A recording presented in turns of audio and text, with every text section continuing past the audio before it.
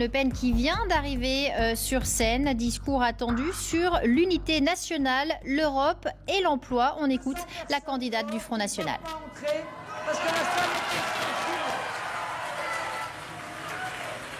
Et j'en suis absolument navré pour eux. J'en suis absolument navré pour eux, mais là j'avoue que je ne vois pas où nous pourrions, en l'occurrence, les mettre, même si, grâce à la technologie, on peut maintenant suivre ces discours sur les smartphones. Alors peut-être qu'ils resteront avec nous et j'irai les saluer immédiatement en sortant de ce meeting.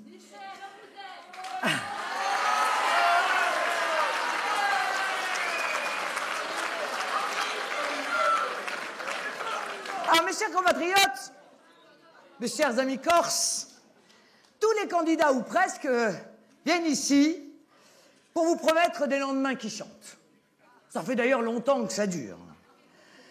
Pour ma part, si je viens ici, ce n'est pas pour vous porter en échange de quelques voix des promesses qui ne se concrétiseront jamais, ou des engagements que les politiques de droite comme de gauche trahissent à peine élus.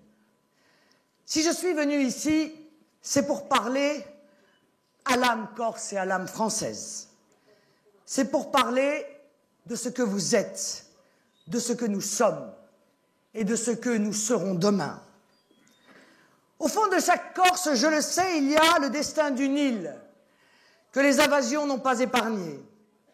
Il y a le souvenir des rapts, des pillages, de l'exploitation éhontée, de l'isolement et du mépris qui, trop longtemps, ont été pratiqués par les puissances méditerranéennes à l'égard de cette terre. Terre d'identité, d'honneur et de liberté, la Corse sait peut-être plus que tout autre territoire de France ce que cela signifie de ne plus être maître de son destin. C'est par sa participation pleine et entière à la communauté nationale française, une communauté qu'elle enrichit aujourd'hui de son histoire propre et de son vécu spécifique, que la Corse a conquis une liberté nouvelle et réelle, qu'elle est entrée dans l'histoire non plus comme spectateur, mais comme acteur. Ces pages du grand roman national français que les Corses ont contribué à écrire prouvent que les liens qui nous unissent sont forts et indissolubles, car ils prouvent que la Corse n'est pleinement elle-même que quand la France est pleinement elle-même. C'est-à-dire lorsque nous ne cédons pas à la tentation du renoncement, à la petitesse, à la négation de ce que nous sommes, de nos valeurs, de nos coutumes, de notre mode de vie. La participation des Corses aux gloires du Second Empire, puis de la Troisième République, leur implication dans l'administration et la mise en valeur de l'empire colonial français, le sacrifice massif des fils de Corse, dont les noms demeurent à jamais inscrits sur les colonnes de vos monuments aux morts, n'en déplaise à l'ami du président sortant, M. Arnaud Klarsfeld. La force des mots.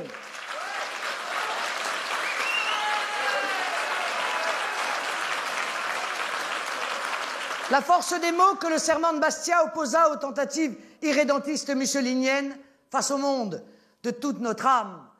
Sur nos gloires, sur nos tombes, sur nos berceaux, nous jurons de vivre et de mourir français. L'implication de tant et tant de Corses dans la résistance intérieure qui permit à l'île de devenir le premier département de France métropolitaine libéré par lui-même et par l'ardeur combattante de ses fils.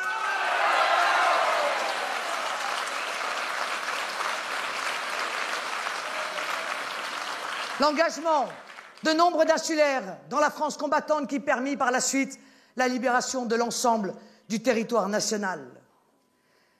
L'engagement de nombre d'insulaires dans la France combattante, et j'ai à cet instant une pensée émue pour notre compagnon de route, Jean-Baptiste Biaggi, ancien maire de Cagnan, qui avait été résistant, torturé par la Gestapo et qui a continué la lutte pour la libération de Paris, de l'Alsace et en Allemagne jusqu'à la capitulation du régime nazi. Il y a dans cette histoire, mes chers amis, dans ce destin partagé, une vérité profonde. Le combat national que nous menons pour retrouver notre souveraineté, notre liberté de peuple face aux dictatures de l'Europe et des marchés. Le combat pour la défense de notre identité et pour la protection du peuple français. Ce combat-là, nous ne le menons pas contre l'identité, la langue et les spécificités corses, mais avec elles et même en leur nom. Je crois que, mes amis,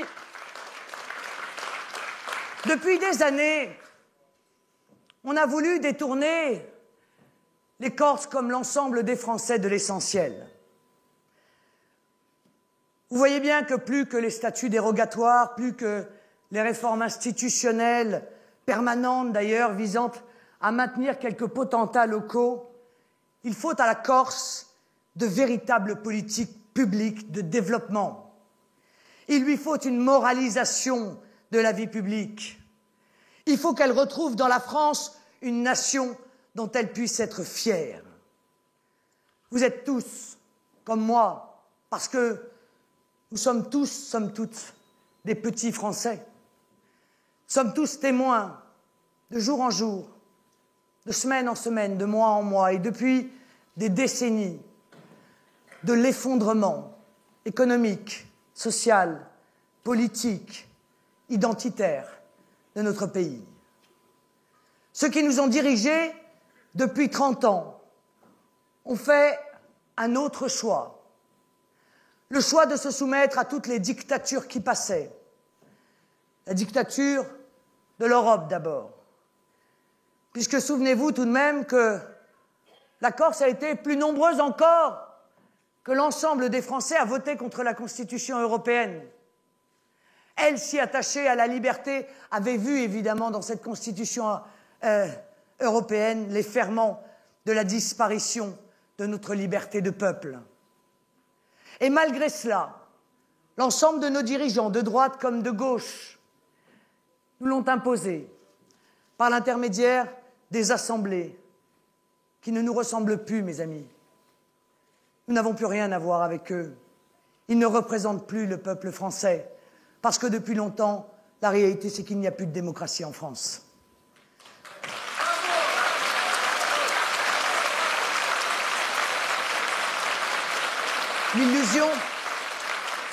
L'illusion de la démocratie. Une majorité de Français aujourd'hui ne sont pas représentés, ne serait-ce qu'à l'Assemblée nationale. D'abord, il y a tous les Français qui votent plus. Ils votent plus, justement, parce qu'ils sentent que leur voix ne vaut pas celle des autres. Ils sentent qu'ils ne seront ni entendus, ni écoutés, qu'ils n'auront pas de représentants. Alors, la politique, pour eux, est devenue quelque chose d'absurde. Et puis, il y a nous. Nous, les millions de Français qui, depuis 1988, n'avons pas eu le droit d'avoir un seul représentant à l'Assemblée nationale. Depuis 1988, 25 ans exclus de la démocratie dans notre pays.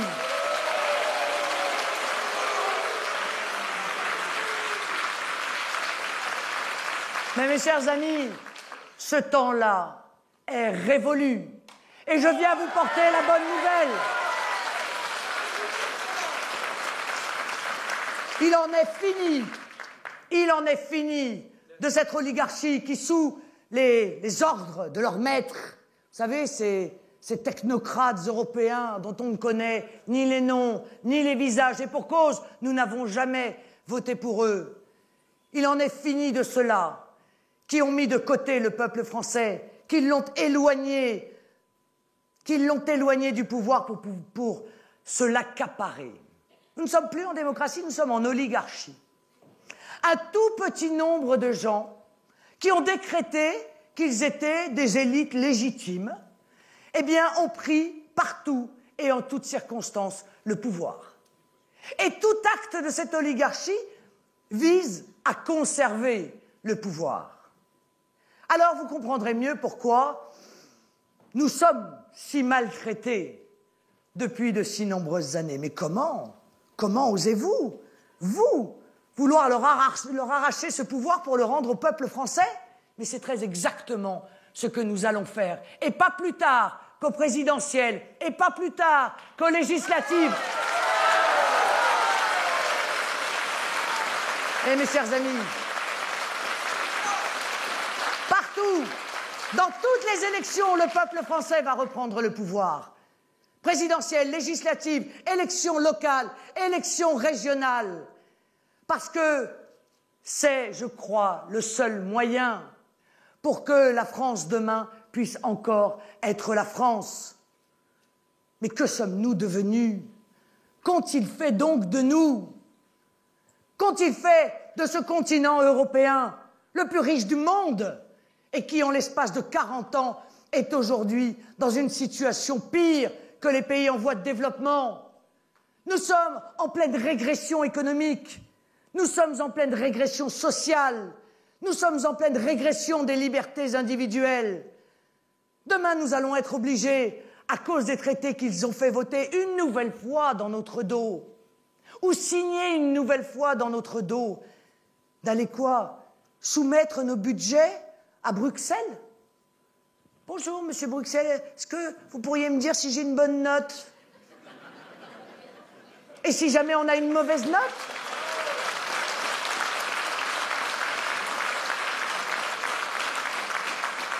Et si nous avons une mauvaise note, on va nous sanctionner. Des sanctions automatiques. Et Nicolas Sarkozy a signé ça. Et au Parlement, ils ont voté le mécanisme européen de stabilité, qui est en réalité le mécanisme européen d'austérité. Ils ont voté cela. Et les socialistes se sont abstenus. Courage, fuyons. Surtout ne prenons aucune responsabilité. Ni pour, ni contre, bien au contraire. Moyennant quoi, ils ont laissé voter ce texte. Et si on leur disait que nous ne sommes pas un peuple de mineurs, que nous sommes majeurs, et qu'à ce titre, nous avons le droit de décider le montant de nos impôts, décider le droit de la manière dont nous allons les dépenser. Nous n'avons pas besoin de tuteurs. Nous sommes libres, nous sommes raisonnables et nous n'avons pas de leçons à recevoir de l'Union européenne. Et cette élection présidentielle va aussi permettre de remettre les pendules à l'heure. Toutes les transmissions de souveraineté qui ont été faites, vous savez, c'est le système du voleur chinois. C'est-à-dire qu'on déplace progressivement, puis au fur et à mesure, on le perd de vue et on ne s'est même pas rendu compte qu'on nous avait dépouillés. Eh bien, on nous a dépouillés de notre liberté de peuple. On nous a dépouillés de notre souveraineté. Aujourd'hui, qu'est-ce que nous pouvons décider, mes amis? Nous n'avons plus de souveraineté territoriale. Nous ne pouvons pas décider qui entre et qui se maintient sur notre territoire. N'importe quel pays de l'Union européenne peut accorder des visas, des droits à des étrangers. Nous sommes de fait obligés de les accueillir. Mais je vous signale qu'entre l'Espagne et l'Italie, il y a quelques années, c'est 1,5 million d'étrangers qui ont été régularisés. Et ce 1,5 million, il peut venir s'installer en France aujourd'hui à cause de l'Union européenne, à cause des règles qui nous sont imposées, totalement, librement, et nous n'aurons rien à dire. Il n'y a qu'un malheur. C'est que, mes chers amis, nous sommes le pays le plus attractif. Et pour cause. Puisque dans leur folie, nos dirigeants ont considéré que notre système de protection sociale, loin d'être réservé à nos compatriotes, devait être dispatché à égalité avec toutes les personnes qui prenaient la peine de venir simplement sur notre territoire. Eh bien, les choses sont très claires. Quand je suis allé à Lampedusa il y a quelques mois, où j'ai vu tous ces jeunes hommes de 20 à 30 ans, donc une immigration économique, eh bien, tous, à 90%, voulaient venir où? En France. Mais évidemment,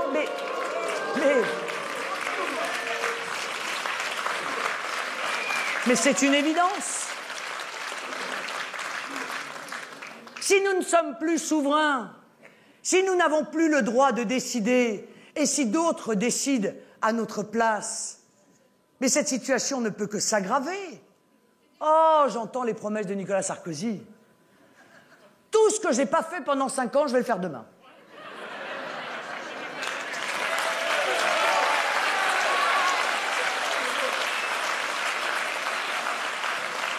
Et si nous rappelions à Nicolas Sarkozy que nous ne sommes pas des mineurs, nous sommes majeurs, et pour beaucoup d'entre nous vaccinés, de lui notamment, que nous sommes des adultes, qu'on ne peut pas nous mener avec des promesses, surtout pas les mêmes qui ont été faites il y a 5 ans. Alors l'Union européenne serait censée donc s'occuper de maîtriser l'immigration, nous a expliqué le président de la République. Mais il n'y a qu'un malheur, c'est que la Commission européenne nous a expliqué qu'il fallait accueillir 150 millions d'étrangers dans notre pays d'ici 2000... Non, pardon, pas dans notre pays. Dans l'Union européenne d'ici 2030. Alors nous allons confier à des idéologues dont l'objectif est de faire rentrer 150 millions d'étrangers dans l'Union européenne le soin de protéger nos frontières contre l'immigration. Mais on nage en pleine absurdité et en pleine incohérence. Et c'est la raison pour laquelle n'écoutez jamais ce que les dirigeants politiques de droite et de gauche vous disent ici. Ce qu'il faut, c'est écouter ce qu'ils disent là-bas. Parce que c'est là-bas qu'ils tiennent en réalité le discours de vérité. C'est devant le Parlement européen, c'est à la Commission européenne que l'on connaît précisément quels sont leurs objectifs. Ici, ce qu'ils vous disent, c'est juste pour l'élection. Nous n'avons plus de souveraineté législative. Quel est l'intérêt d'aller élire des députés et même un président de la République, puisque 80% des lois qui sont votées au Parlement, en réalité, ne sont pas votées par les députés. Ce sont la simple transposition des directives européennes. Bah, autant mettre, je sais pas, un ordinateur, une chambre d'enregistrement. Il n'y a pas besoin de 577 personnes pour venir uniquement apposer un sceau sur des directives qui ont été choisies par la Commission européenne.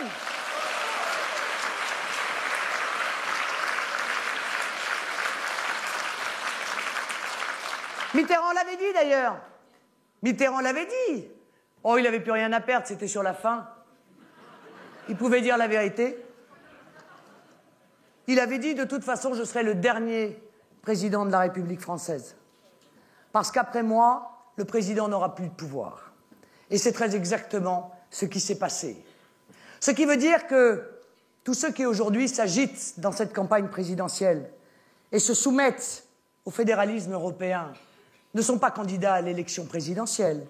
Ils sont candidats au poste de gouverneur. Et encore, parce que les gouverneurs des États américains ont plus de pouvoir que nous n'en avons, nous, en France, aujourd'hui, par rapport au système supranational européen. Nous n'avons plus de souveraineté monétaire.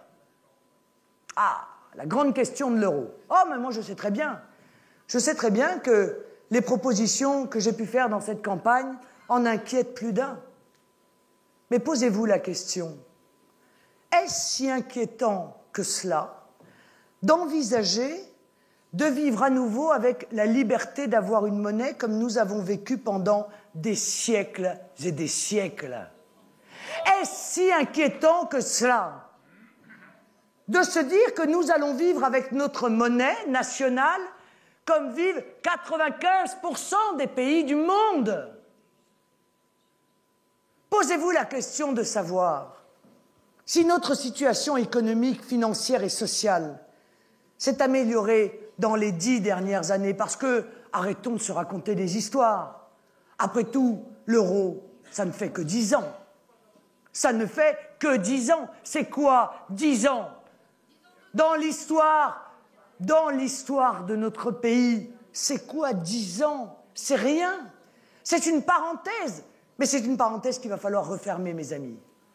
Parce que, quoi qu'on en pense, et j'en appelle à votre mémoire, souvenez-vous tout de même ce qu'ils nous avaient raconté pour nous vendre l'euro. Souvenez-vous toutes les promesses qui avaient été faites. L'euro allait nous apporter la fin du chômage. Il allait nous apporter la croissance. Nous allions enfin pouvoir faire face aux États-Unis, parce que nous serions le continent avec la croissance la plus forte du monde, nous disiez-nous. Hey, 10 ans plus tard, est-ce qu'on a le droit, oui ou non, de faire le bilan? Alors faisons le bilan. La zone euro est depuis 10 ans la zone qui a la croissance la plus faible du monde. Du monde. L'euro a été la raison principale de l'augmentation spectaculaire des prix, qui a été niée.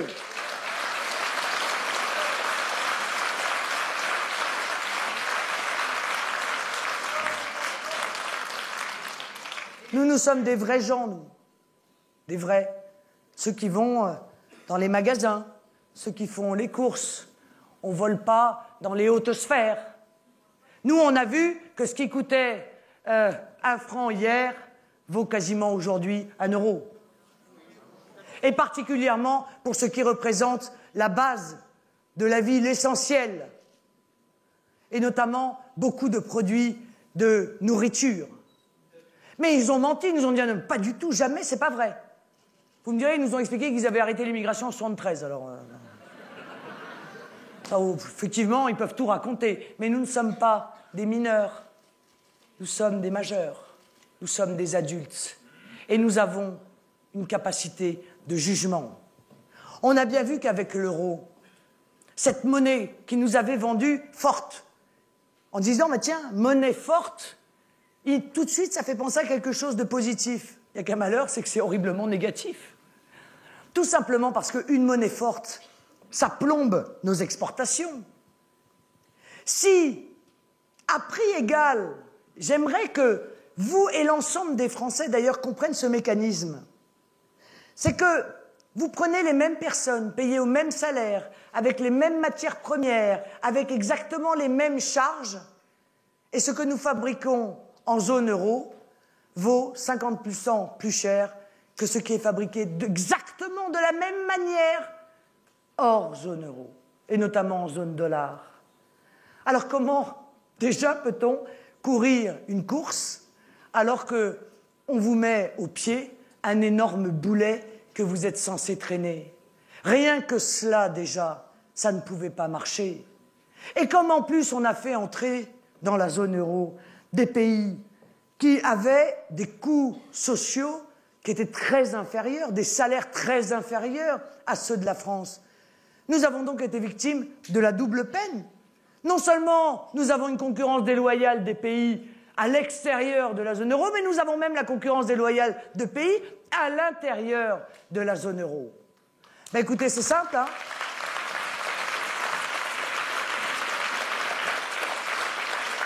C'est simple. Entre 2000 et 2012, notre balance commerciale, c'est-à-dire la différence entre ce qu'on exporte et ce qu'on importe, a un déficit qui sera cette année, je crois, de 75 milliards d'euros. Tous les voyants sont au rouge. Tous, sans exception. Le chômage a augmenté dans des proportions spectaculaires. Tiens, on n'en entend pas beaucoup parler d'ailleurs, hein, du chômage. Oh, de temps en temps, comme ça, hop, petite information, une fois par mois. Tiens, il y a eu encore 30 000 chômeurs de plus, 20 000 chômeurs de plus, 15 000 chômeurs de plus. La situation de la protection sociale n'a eu de cesse de baisser. Vous avez remarqué tous que plus on paye d'impôts, moins on a quelque chose en face. Plus on paye de taxes locales, d'impôts locaux, d'impôts nationaux, moins on a des services de qualité. Moins de médicaments remboursés, moins de santé de bonne qualité, moins d'écoles, moins de tribunaux. On a supprimé les tribunaux d'instance, on regroupe des écoles, on ferme des maternités, on ferme des casernes, on a de moins en moins de policiers, on a de moins en moins de gendarmes, on a de moins en moins de justice, elle est de plus en plus chère, elle est de plus en plus lente, etc., etc.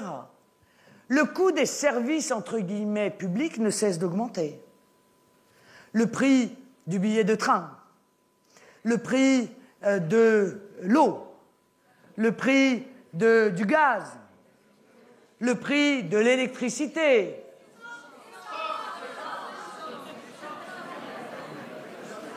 Et le prix de l'essence.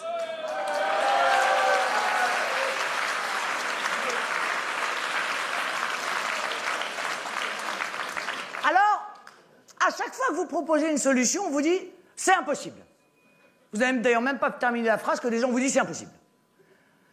C'est impossible, on ne peut rien changer. Ben si, on peut changer. On peut changer, et moi je vais vous faire une proposition immédiate que j'ai faite déjà pour l'essence, par exemple, il y a plus d'un an. Il y a plus d'un an. Baisse de 20% de la taxe sur le pétrole. Parce qu'on ne nous raconte pas de coûts quand même. Quand 60% en moyenne du prix du litre à la pompe, c'est des impôts qui vont dans la poche de l'État, il y a quand même a priori moyen de faire quelque chose. Ah, bon. Alors, on me dit, ah oui, mais vous comprenez, ça va faire un manque à gagner pour l'État. Ben oui, c'est ça. Et donc on va surtaxer les grandes entreprises pétrolières et gazières. Parce que quand Total fait 12 milliards de bénéfices, 12 milliards, sans payer d'impôts en France, permettez-moi. Hein, parce que décidément, nous sommes des vaches à lait jusqu'au bout quand même. Hein. Bon. Eh bien, la proposition que j'ai faite il y a plus d'un an a été appliquée immédiatement, quelques semaines plus tard en Grande-Bretagne. C'est donc que ce n'est pas impossible. Mais encore faut-il avoir la volonté de le faire. Mais nos dirigeants, ils sont de quel côté, chers amis? Parce qu'à un moment donné, quand, pour le peuple, c'est jamais possible. Mais pour les grandes multinationales, c'est toujours possible. Quand, pour le peuple, c'est jamais possible. Mais que pour les banques, c'est toujours possible. Ben, c'est tout simplement que ceux qui nous dirigent ne sont pas les représentants du peuple. Ils sont les représentants des multinationales, des banques et des marchés. C'est aussi simple que cela. Alors, on essaye de m'enfermer dans le système. Oh, j'ai bien vu, je ne suis pas complètement stupide. Je propose une grande réforme. Mais c'est plus qu'une réforme, c'est un changement radical du modèle économique qui a été fabriqué, imposé aux Français. Alors, je vois bien que pour essayer de me décrédibiliser, parce que le système gère mal, mais quand même se défend bien, on va m'interroger sur la micro-mesure, mais avec la mécanique des fluides, pour démontrer que ce que je dis, c'est absolument pas crédible. Mais on m'oblige à répondre en tenant compte de leur système. Mais je ne veux plus de leur système. Je combats leur système. Je lutte contre leur système.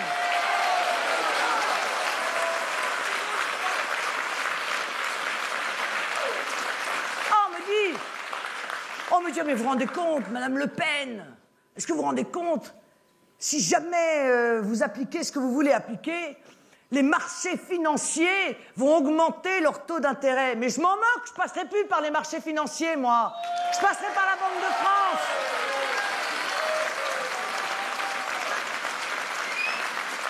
Je m'en moque. Je vais déprivatiser l'argent public. Ils ont privatisé l'argent public. Je vais le déprivatiser. Je vais nationaliser l'argent public, en quelque sorte. Alors, les entreprises privées continueront à aller emprunter sur les marchés financiers, continueront à aller emprunter auprès des banques. Tout ça est un système parfaitement légitime. Mais l'État français, lui, il empruntera auprès de la Banque de France. Et il empruntera à taux d'intérêt 0. Parce que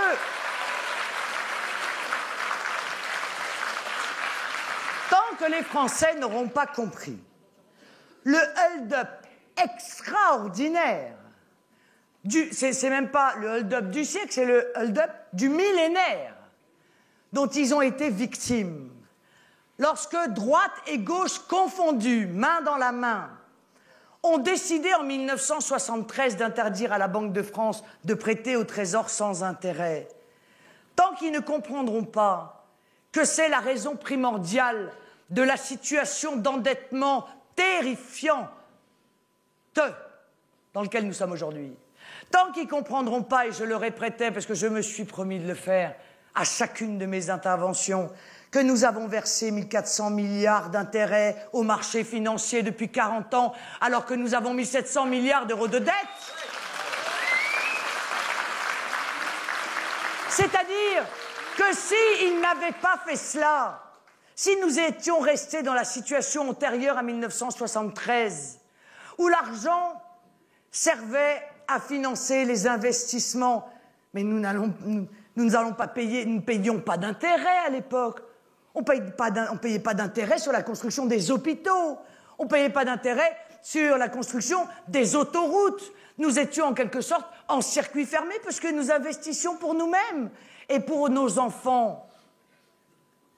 Eh bien, si cette situation n'avait pas changé en 1973, nous aurions aujourd'hui 300 milliards d'euros de dette en euros constants. C'est rien. C'est dérisoire, 300 milliards d'euros de dette. Mais nous avons 1700 milliards d'euros de dette. Et aujourd'hui, le remboursement des intérêts de la dette est en passe de devenir le premier budget de l'État. Est-ce que vous imaginez que le premier budget de notre État, c'est de donner des intérêts au marché financier, qui, avec la complicité de nos dirigeants, a encore une fois organisé le plus grand hold-up du millénaire de la fortune et de la richesse créée par les Français. Alors oui, je ne veux plus de leur système. Je veux changer le modèle économique.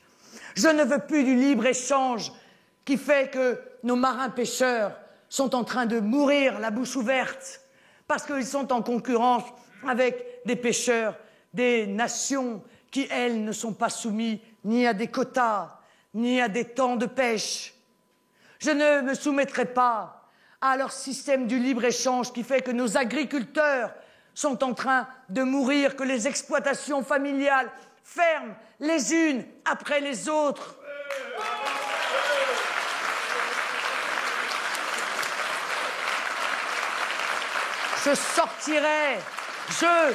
Vous sortirez de ce système du libre-échange qui jette des milliers d'ouvriers dans la rue parce qu'il est tellement plus simple d'aller délocaliser pour faire un profit maximum dans des pays à très bas coût où les salaires sont à 30, 150 ou même 200 euros par mois, où il n'y a pas de protection sociale, où il n'y a pas de règles de sécurité, où il n'y a pas de règles environnementales, où les ouvriers ne sont pas protégés dans le travail qu'ils font, où on fait bosser les gamins de 5 ans.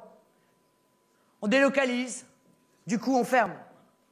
On ferme les entreprises en France, on jette les Français au chômage, et puis on part faire des profits ailleurs. Et puis quand on ne peut pas faire délocaliser, parce qu'il y a des choses, c'est difficile à délocaliser. Vous voyez, les fabrications d'immeubles, par exemple, la construction d'immeubles, c'est pas simple. Ça, ils ne vont pas construire l'immeuble, ils n'ont pas encore inventé ça, de construire l'immeuble au Bangladesh pour le ramener en France. Mais c'est pas grave. Ils ont inventé un concept tout aussi efficace. Ils ont inventé la délocalisation sur place. La délocalisation sur place, ça consiste à faire venir l'immigration. Si on ne peut pas aller au bas salaire, on va faire venir les bas salaires en France. Alors, au début, dans les années 70, ils ont fait ça pour le travail manuel. Les ouvriers sans qualification. Ils sont allés en chercher des milliers, des dizaines de milliers, des centaines de milliers. Le père et le grand-père de Madame Parizeau, d'ailleurs, la présidente du MEDEF, qui avait une usine de meubles, a fait venir à une époque des Marocains par charter entier pour venir travailler dans ces usines.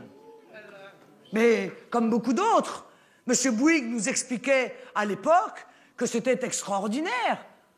Cette masse de travailleurs à bas coût était soi-disant une chance. Une chance pour qui? Une chance pour lui, mais pas pour les Français en l'occurrence. Et puis,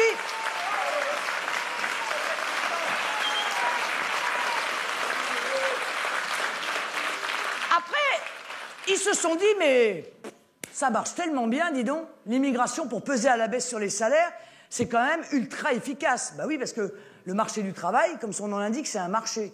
C'est l'offre et la demande. Plus il y a de chômeurs dans un pays, plus il y a de gens qui sont prêts à travailler pour le minimum, ben plus les salaires baissent. C'est le principe de l'offre et de la demande. Quand il n'y a pas du tout de chômage dans un pays, ça a été le cas d'ailleurs à un moment donné aux États-Unis, il n'y avait plus assez de force de travail. Ben, qu'est-ce qui s'est passé? Les salaires sont remontés.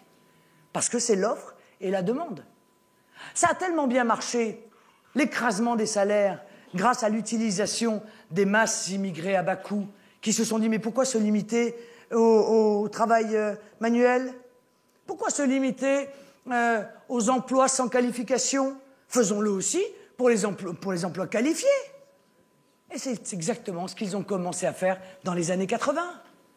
Et là, ça n'était plus uniquement des ouvriers que l'on faisait venir dans le bâtiment ou des cuisiniers dans la restauration. Ça ont été des infirmières, des ingénieurs, des médecins, etc., etc., etc.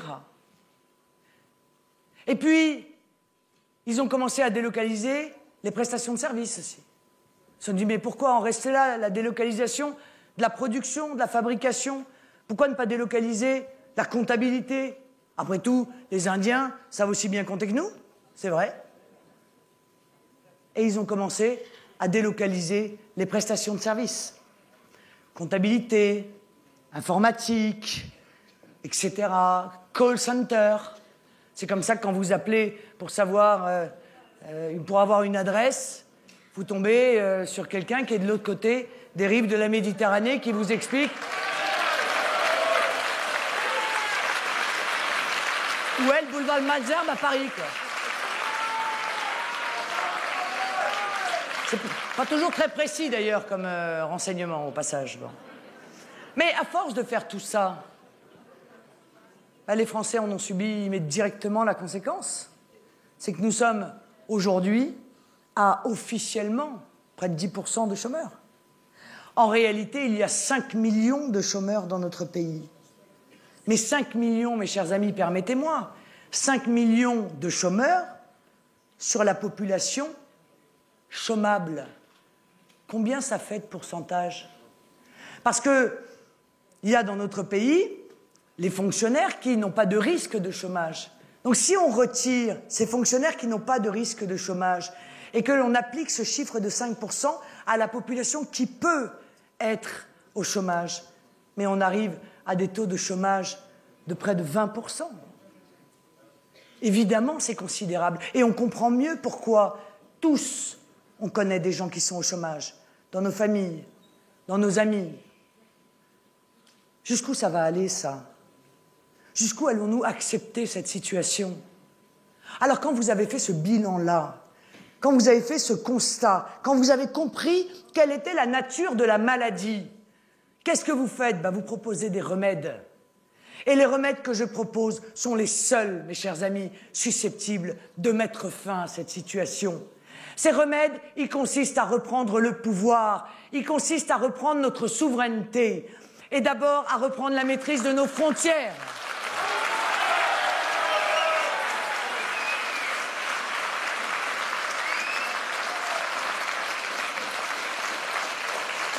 Oui, nous allons décider demain, nous, peuple français, seul souverain légitime, nous allons décider si nous acceptons qu'un tel ou un tel entre chez nous. Nous allons lui expliquer que, parce que nous avons une haute idée de la solidarité nationale, nous allons réserver les aides sociales qui, parce que ce sont le fruit de sacrifices des Français qui travaillent, d'abord aux nôtres, d'abord à nos compatriotes.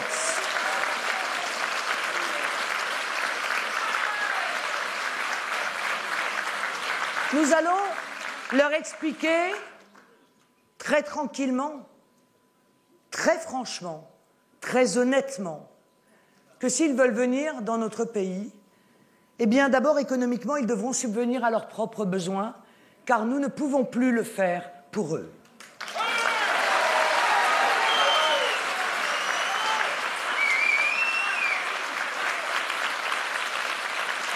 Nous leur dirons très simplement, très franchement, que nous avons 8 millions de pauvres dans notre pays et que c'est à eux que doit aller d'abord notre charité.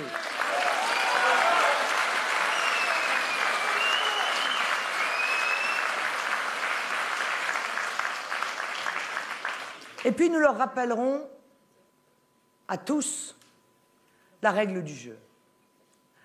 À Rome, fais comme les Romains. Lorsque l'on vient dans un pays, lorsque nous allons, nous, dans un pays étranger, parce que nous sommes des gens respectueux des cultures, des traditions, des mœurs, des modes de vie, lorsque nous allons comme touristes ou travailler, ça a pu arriver à un certain nombre d'entre nous, quand nous allons à l'étranger, nous nous soumettons aux règles, aux lois, aux mœurs, aux codes du pays dans lequel nous allons.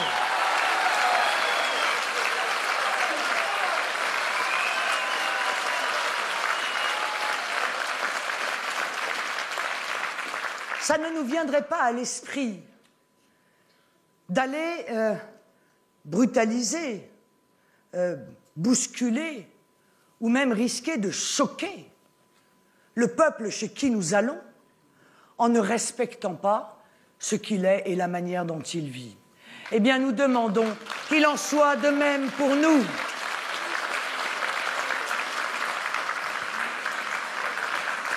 Mais ça n'est pas ce qui s'est passé depuis 30 ans. C'est le moins qu'on puisse dire. Et ça, c'est la deuxième dictature que nous avons eu à subir avec la complicité de nos dirigeants. C'est ce que j'ai appelé la dictature des minorités. En France, en toutes circonstances aujourd'hui, vous avez plus de droits si vous faites partie de la minorité que si vous faites partie de la majorité.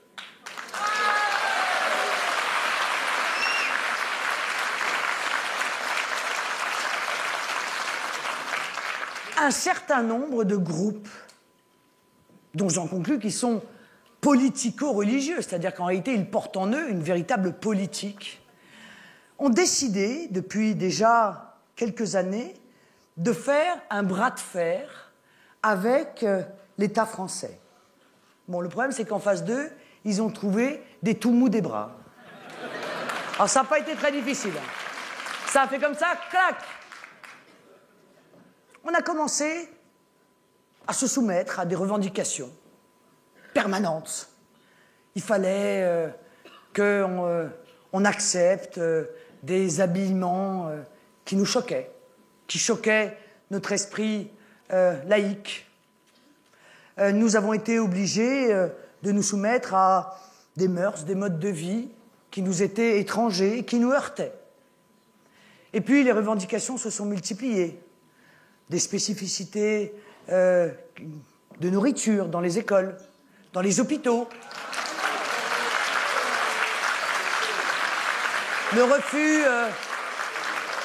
refus d'être soigné par un tel ou par un tel, des horaires séparés entre les femmes et les hommes, des enfants qui refusaient de se laver après le sport parce que il semblerait que leur conscience religieuse leur interdisait de se laver après le sport. Et puis, on a commencé à revendiquer sur le contenu des manuels scolaires. Il ne fallait plus parler des uns ou des autres parce que ça les choquait. Il fallait faire l'impasse sur des pans entiers de notre histoire nationale, parce que ça choquait, semble-t-il, quelques-uns qui étaient arrivés depuis peu. On n'emmenait plus les enfants visiter les cathédrales parce qu'il y avait des réclamations. Et puis, on n'abordait plus l'apprentissage ou l'histoire de la Seconde Guerre mondiale et de la Shoah parce que ça choquait, semble-t-il, un certain nombre qui étaient arrivés il y a peu.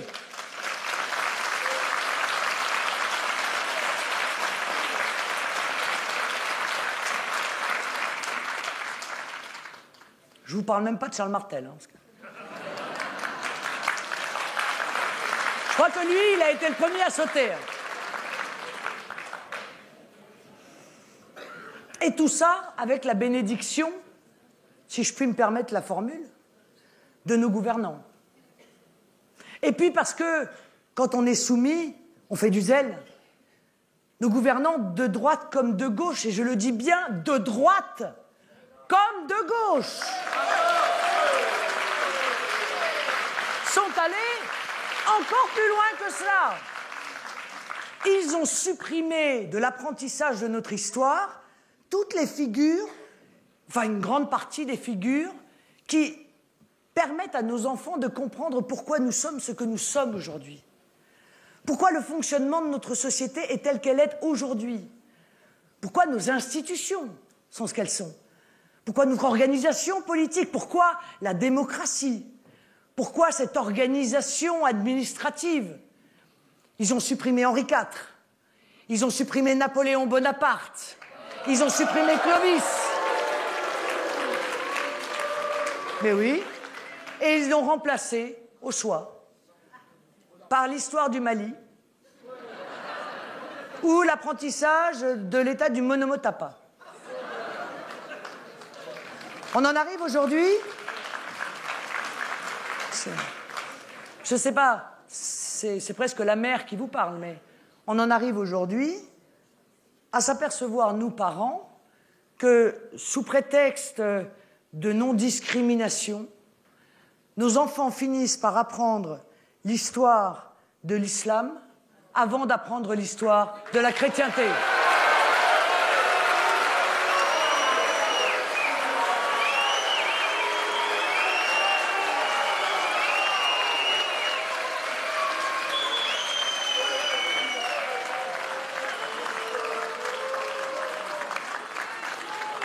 Et des Français envisagent encore de voter pour cela?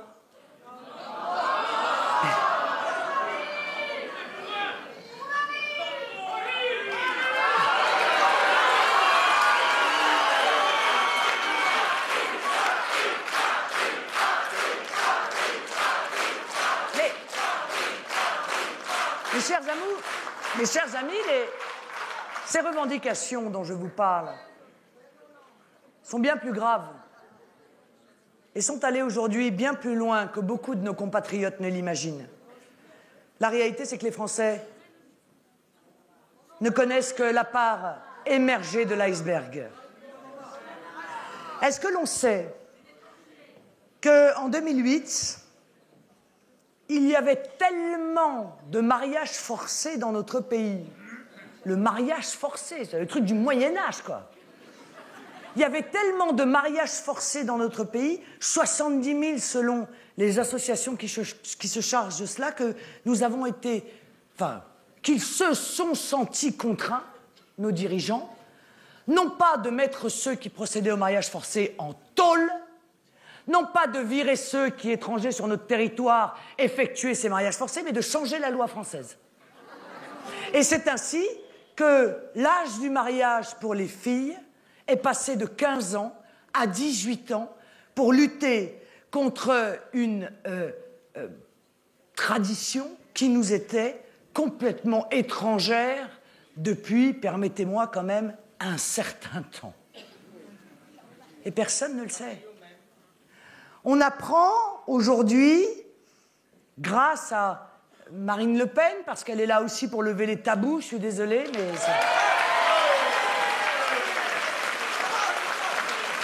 Parce que si je ne suis pas là pour dire la vérité, on vous la cachera, que plus de 50% de la viande qui est distribuée en France est de la viande abattue selon le rite halal ou kasher.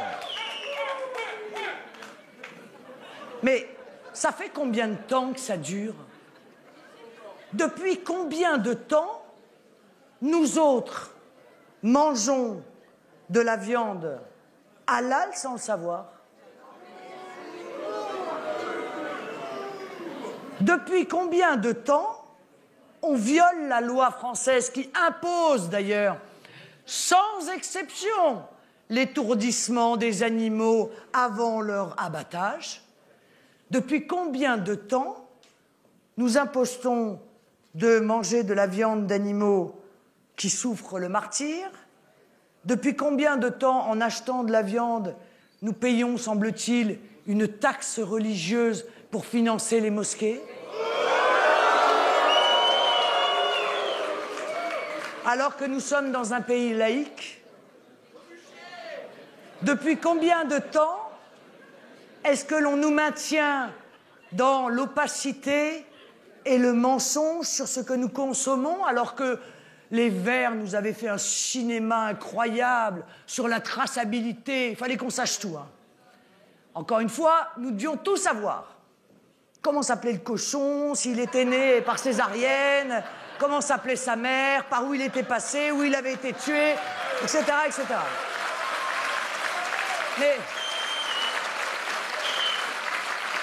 Mais savoir si on mangeait de la viande halal ou pas, ça, on ne comptait pas nous le dire. Eh bien, écoutez, voilà. Lorsque j'ai soulevé ce qui m'apparaît comme un véritable scandale, d'autant, mes chers amis, qu'il y a quand même un sujet qui n'a même pas eu le temps d'être évoqué, tellement cette affaire a été étouffée à la vitesse grand V, c'est le problème sanitaire. Et ce problème-là est peut-être, même si les trois autres sont extrêmement graves, mais peut-être est-il encore plus grave que les autres. L'ensemble des services vétérinaires. Un rapport de l'Union européenne, deux rapports, de l'Union européenne. Un rapport de la Cour des comptes de 2008 évoque les dangers très importants de ce type d'abattage sur la sécurité alimentaire de la viande. Et ça aussi, ça a été barboté. Ça aussi, on l'a caché aux Français.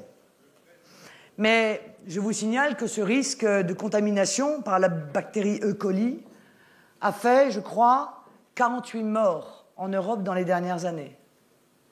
Alors, est-ce qu'on va continuer à nous cacher cela? Ou est-ce qu'on va enfin prendre les mesures pour protéger dans notre pays, en même temps, la laïcité, l'information des consommateurs, lutter contre la souffrance animale et protéger les consommateurs sur le plan de leur sécurité alimentaire?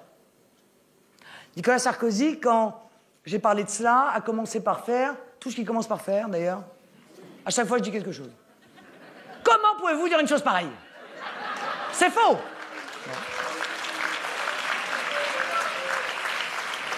Je connais parce qu'ils avaient fait la même chose pour les prières de rue.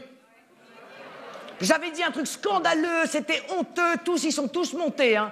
Toutes les belles âmes, les moralisateurs de tout poil étaient montés pour condamner Marine Le Pen qui avait dénoncé la vérité. Et puis après...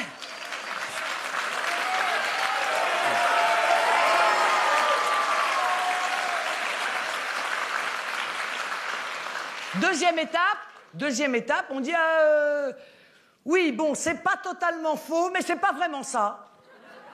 Et troisième étape, on étouffe. Clac! On met au placard et on ferme à double tour. Ça a été le cas pour les prières de rue. C'est limite si les Français savent encore qu'il y a autant de prières de rue aujourd'hui qu'il n'y en avait quand j'en ai parlé il y a plusieurs mois. Ils ont donné...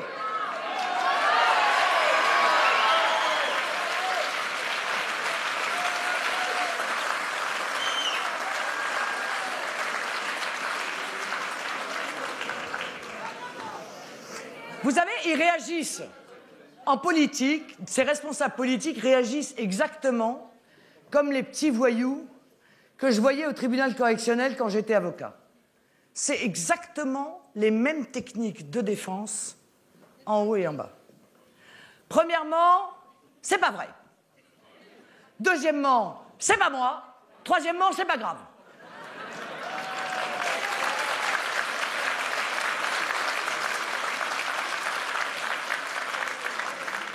Et toujours, c'est vrai, c'est eux et c'est grave.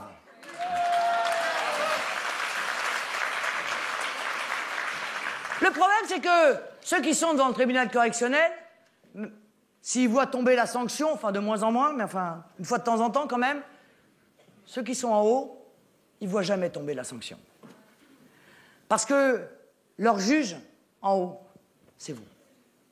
Et si vous, à un moment donné, vous n'appliquez pas à leur égard la même fermeté que vous attendez des tribunaux à l'égard de ceux qui ne respectent pas les règles, eh bien, ils continueront. Et je vais même vous dire une chose plus grave que celle-là. Votre responsabilité est encore plus grande. C'est que si ils mentent, ils détournent, comme c'est le cas dans les Bouches-du-Rhône, dans l'Hérault, dans le Pas-de-Calais, comme, je vous rappelle quand même que M. Woerth a été mis en examen. Bon, mais ça, c'est rien. Hein. C'est pas grave. C'est pas grave.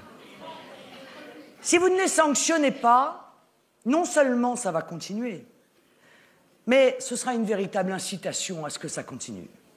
Ce sera une véritable incitation à ce que ça s'aggrave. Si dans notre pays, le comportement de nos dirigeants politiques s'est aggravé depuis des années, c'est parce qu'ils ont le sentiment de l'impunité totale. Et si vous croyez, Français, que pour sanctionner la droite, vous allez mettre la gauche, pour sanctionner la gauche, vous allez mettre la droite, pour sanctionner la droite, vous allez mettre la gauche, si vous croyez qu'ils considèrent ça comme une sanction, c'est que vous n'avez rien compris à leur système.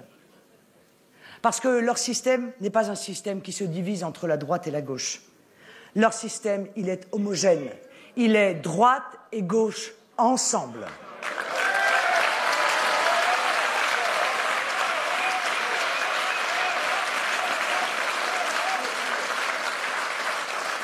Et c'est pour ça, mes amis, que c'est droite et gauche ensemble contre lequel il faut voter. Mais c'est exactement ça, l'UMPS. Et voyez, ils recommencent.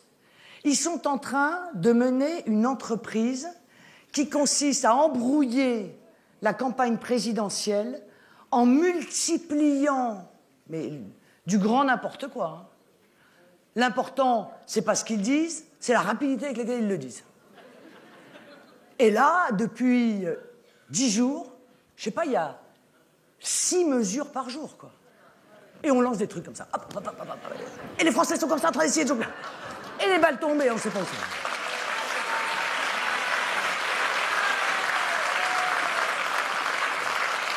c'est. Le problème, mes amis, c'est que ça, c'est pas de la politique, ça, c'est du cirque.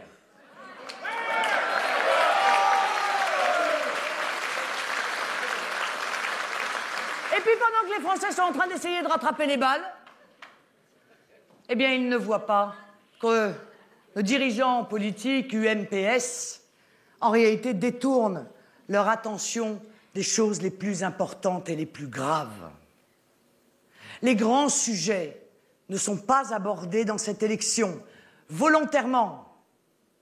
Notre souveraineté, l'avancée du fédéralisme européen, les plans de renflouement qu'on nous impose en allant chercher dans vos poches l'argent que vous avez tellement de mal à gagner pour le verser dans le tonneau des Danaïdes, de la Grèce, du Portugal, de l'Irlande et demain de l'Espagne.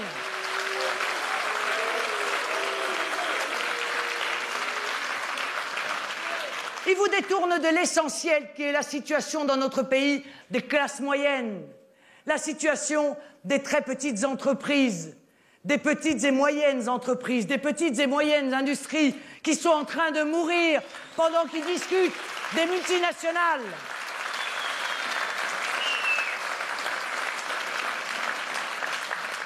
Ils font joujou.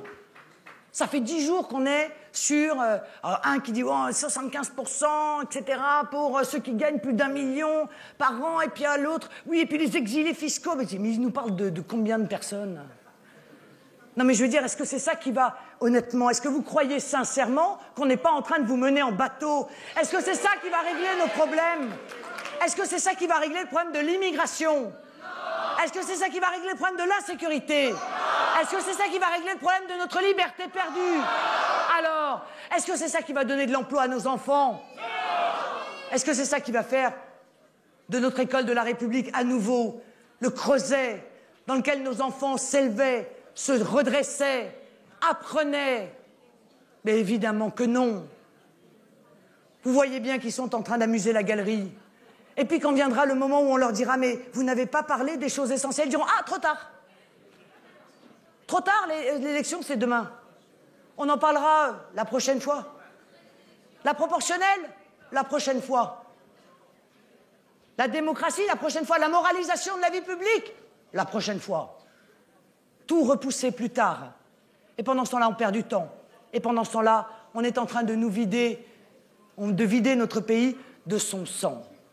Notre organisme s'affaiblit. Notre organisme national se dissout. Ce qui fait ce qui est notre bien, notre territoire, notre famille, notre peuple, est en train, mes chers amis, de se dissoudre.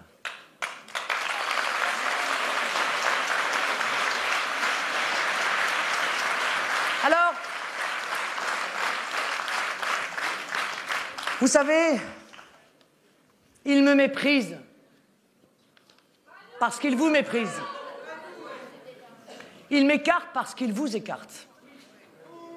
Et en cherchant à m'écarter, c'est l'ensemble du peuple français et des intérêts du peuple français qu'ils essayent d'écarter du débat.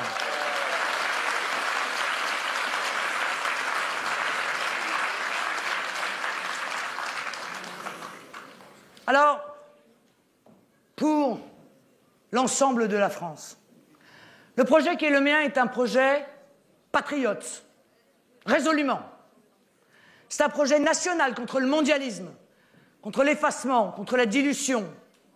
C'est un projet de préservation de notre patrimoine. Parce que moi, je me sens obligé de transmettre ce patrimoine à mes enfants sans l'avoir dénaturé et sans l'avoir affaibli. Et c'est notre responsabilité à tous.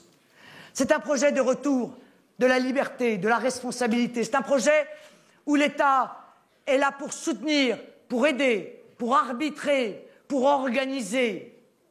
Pas un État qui est là pour taper, comme il le fait trop souvent, ou pour se mettre à quatre pattes devant d'autres, comme il le fait trop souvent également. Retrouver notre souveraineté, retrouver un État qui soit capable d'assurer la justice, c'est-à-dire l'égalité entre les citoyens. Il n'y a pas de raison qu'il y ait des régions pauvres et des régions riches. Il n'y a pas de raison qu'il y ait des régions où il y ait des services publics et des régions où il n'y en a plus. Il n'y a pas raison que des territoires se désertifient et que l'ensemble des moyens soient concentrés sur des grandes mégapoles. Il n'y a pas de raison que chacun ne paie pas au même prix les services auxquels il a accès. Il n'y a pas de raison que certains puissent se transporter facilement et d'autres ne puissent plus se transporter facilement. Il n'y a pas de raison que la Corse ne se voit pas offrir une véritable continuité territoriale, parce que ça aussi, c'est le sens de notre République.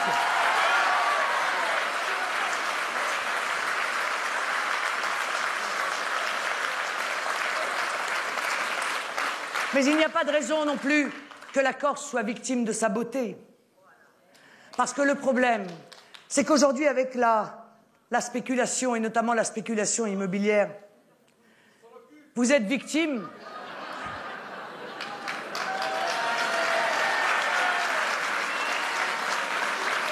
Si je puis me permettre, je préférerais qu'on s'en occupe a priori plutôt qu'a posteriori. Là, vous êtes victime de la beauté de l'île. Et il faut évidemment s'en protéger. Et si pour cela, il faut qu'il y ait quelques exceptions, parce que l'insularité, parce que c'est une île, et parce qu'elle est victime peut-être d'un plus grand risque encore que d'autres sur la spéculation immobilière, eh bien il faut le faire. Et moi je trouve absurde que les arrêtés Millau aient été supprimés.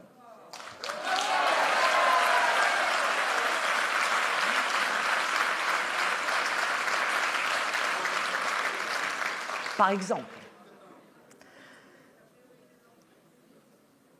Mes amis, je ferai tout ce qui est en mon pouvoir pour que tous les Français, en terre de France, se sentent égaux dans l'accès aux services, dans l'accès à leurs droits. Mais ces droits seront, comme je vous l'ai dit tout à l'heure, réservés aux Français. Aujourd'hui, je pense que les Français doivent avoir conscience qu'ils ont un avantage et une chance à être Français en France. Et je n'ai pas le sentiment que ce soit le cas, parce que bien souvent, ils ont le sentiment d'être moins bien traités dans leur propre pays que ne le sont ceux qui viennent d'y arriver.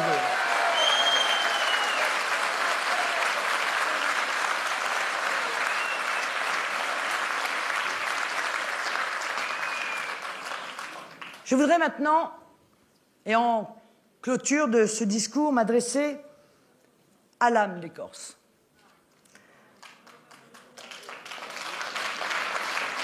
À ce peuple de Corse qui sait encore préserver des valeurs ancestrales, mais qui sont aussi les valeurs primordiales de notre civilisation.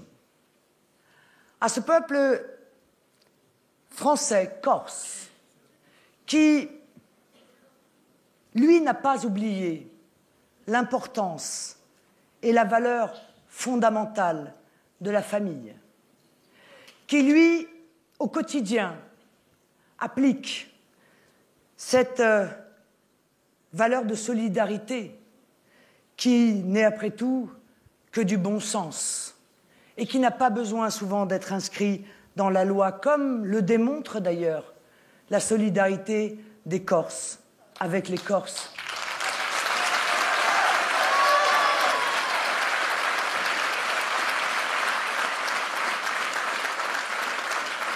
À ce peuple de Corse qui a su préserver sa forte identité, l'empêchant ainsi, mais pour combien de temps encore, de sombrer dans une uniformisation culturelle mondialiste, encouragée par ceux qui prétendent être nos élites intellectuelles, par l'oligarchie dont je vous parlais tout à l'heure. Je voudrais aussi m'adresser à ceux qui ont pensé que la France était leur ennemi et qui se sont lancés dans un combat fait de déchirement et malheureusement de deuil. Je leur dis que tout en réprouvant la violence, viscéralement, je peux comprendre que la déception envers l'État ait pu à un moment donné les détourner du patriotisme national. Mais c'est une erreur. Comme tous les Français, vous avez été les témoins impuissants de la disparition inéluctable des valeurs qui ont fait la France et des valeurs qui font la Corse.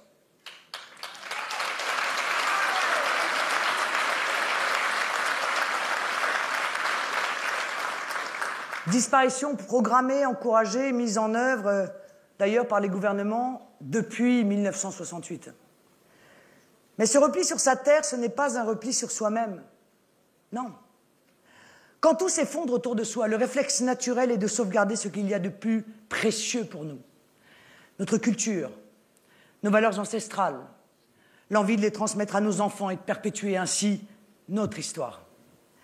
Je vous dis aujourd'hui qu'à travers la préservation de la langue et de la culture corse, la Corse est entrée en résistance contre la culture mondialiste prônée par une élite qui méprise les us et coutumes de nos terroirs.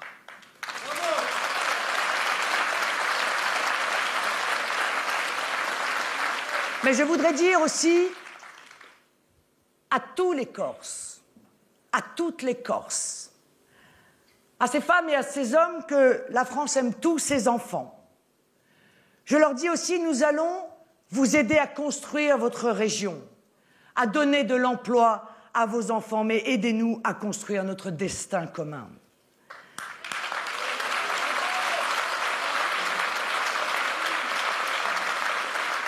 C'est la raison pour laquelle c'est ici, parce qu'il y a une résonance particulière, ici en Corse, que j'annonce, sur cette terre chargée d'histoire que je réunirai dans chaque région française, des commissions d'universitaires et d'historiens afin qu'au terme de leurs travaux, les programmes d'enseignement incluent obligatoirement l'apprentissage de l'histoire aussi du territoire dans lequel on vit, où on a choisi de vivre.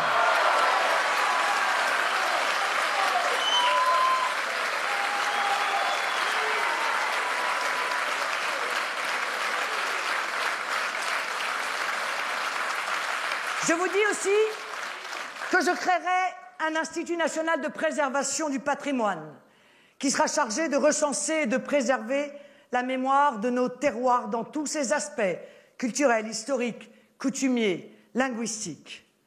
Car, mes amis, la vraie diversité de la France, c'est celle-là. C'est la diversité de ses régions et de ses coutumes. C'est cette diversité qui enrichit l'âme de la France et qui cimente justement l'unité de la patrie commune.